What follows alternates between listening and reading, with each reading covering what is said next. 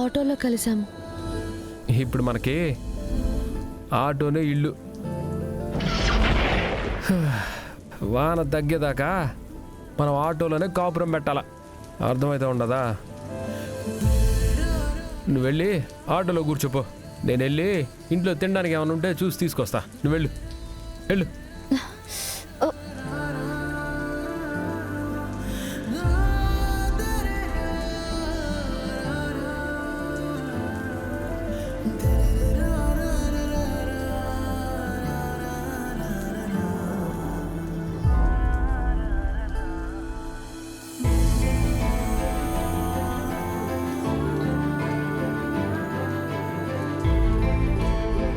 పాపా, మనం చాలా రిచ్. చూసినావా? వానకో ఇల్లు ఎండకో ఇల్లు అన్నట్టు 2 ఇళ్ళు ఉన్నాయి మనకి. ఆటోలో కూడా అన్నం తినాల్సి వస్తుందని నేనైతే అనుకోలేదు పాపా. ఇదిగో నువ్వు తిను. తిను పాపా.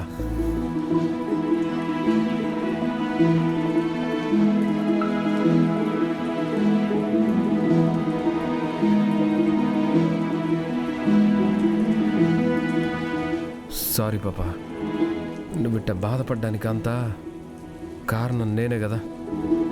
ఎందుకు అలా అంటున్నావు? వర్షం నువ్వేమైనా కురిపిస్తున్నావా? వర్షం కురిపించే అంత గొప్పోడినైతే డబ్బులు కూడా కురిపించి నీకే కష్టం రాకుండా చూసుకునేవాడు కదా.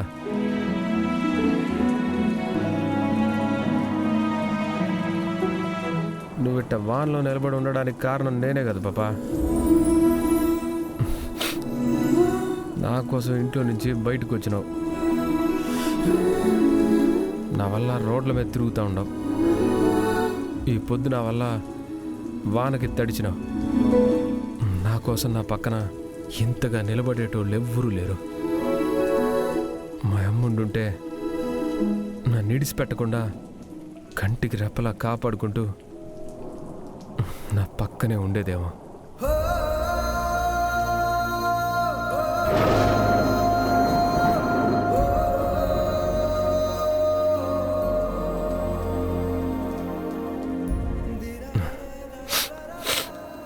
సర్లే, నేను బాధపడినానంటే మా అమ్మ కూడా బాధపడుతుంది.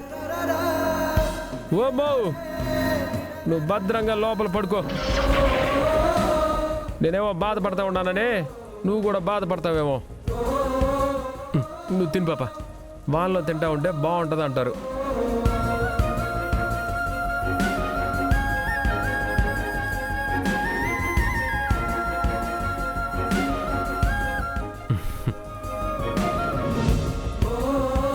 పాపా, ఈ వాన్లో చేతులు కడుక్కోవాల్సిన అవసరం లేదు.